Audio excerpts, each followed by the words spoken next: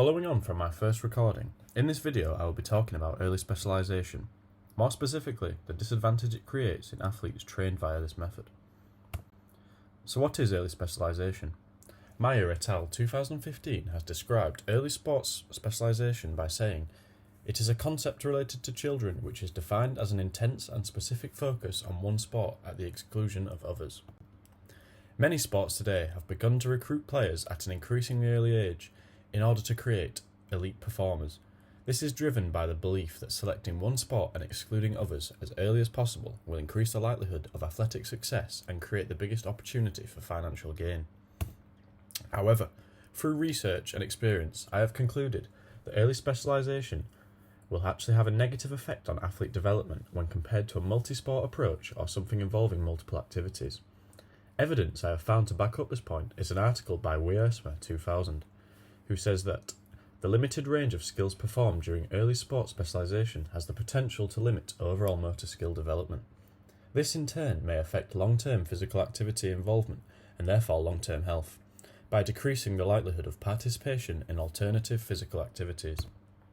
Moreover, Withdrawal 2000 suggested that early specialisation could stifle sociological and physiological development by reducing the number of opportunities for growth in these areas. Sport is an excellent means of developing social skills such as cooperation and socially acceptable behaviour. However, spending too much time training may not provide enough time for social growth and can lead to social isolation. Furthermore, excessive training without adequate recovery can lead to staleness and/or burnout. HENSCHEN 1998 stated that these factors are especially prevalent within solo sports such as boxing and swimming. This puts further constraints on one's physiological development. Next, I looked into what kind of athletes early specialisation tended to create. I came to the conclusion that this method of training is more likely to create a one-dimensional athlete with athletic deficiencies. Bergeron et al. 2015 states that children should be encouraged to partake in a variety of different unstructured, i.e. deliberate play, and structured, age-appropriate sport-related activities and settings in order to develop a wide range of athletic and social skills, plus attributes that will encourage sustained sport participation and enjoyment. Furthermore, BARYNINA et al. 1992 study of elite swimmers indicated that athletes who specialised early spent less time on the national team and ended their sports careers earlier than those who specialised later.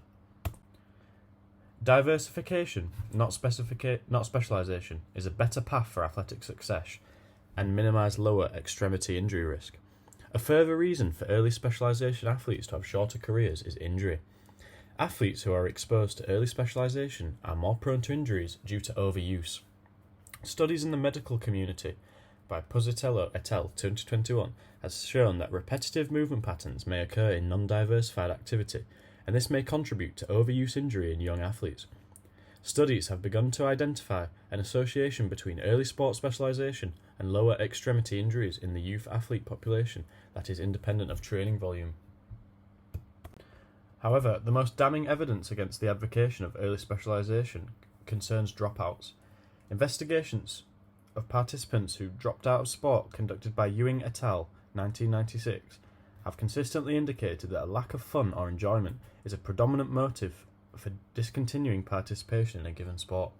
In a recent 10-year retrospective investigation of dropout from competitive youth sport, Butcher, Linda and Johns 2002 found that during early stages of involvement, lack of enjoyment was the most important reason for transfer to a different sport, or withdrawal from sport altogether. The 10,000 hour model. Ericsson et al. 1993 stated that it takes 10,000 hours, or 20 hours for 50 weeks a year, for 10 years, of concentrated, deliberate practice to become an expert performer in an activity. However, this is not an indicator of transformation into elite athletes, which requires a diverse set of skill and physical development. Martindale, Collins and Daubney 2005 did a 10,000 hour research study about how the 10,000 hour model made its way into the sporting world, with the belief that it held early acquisition of skill due to the training hours.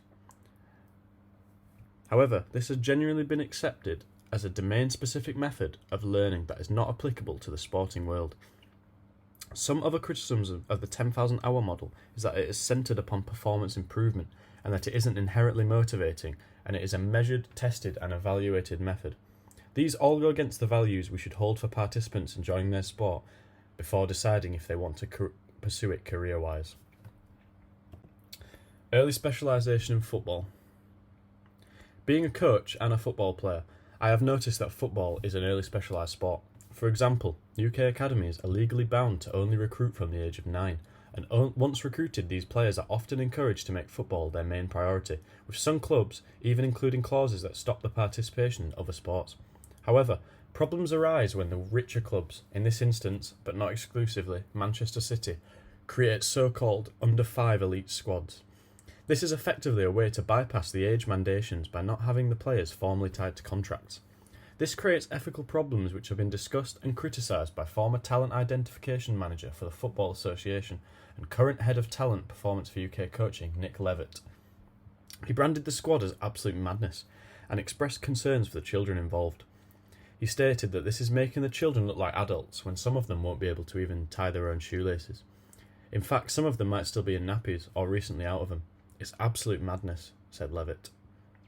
The players are sorted into 3 groups upon arrival based on ability. Development group, who train once a week at City Development Centre. Select, who train once a week at the academy. And elite, who train at least 3 times a week at the academy and receive official kit. To be told you are not good enough at 4 when you can't eat your tea without spilling some is just not common sense. The worry is it becomes common practice. So what is an alternative to early specialisation, and my preferred alternative? So to sum it up, early specialisation is a forbidden fruit in the sporting world. What may seem a foolproof method of creating the next Ronaldo usually ends up creating an injury-prone athlete who eventually falls out of love with the sport they were never allowed to participate in for fun. I believe that this method of recruitment will become outdated once more research in the field of physical literacy and physical intelligence is conducted and deepened.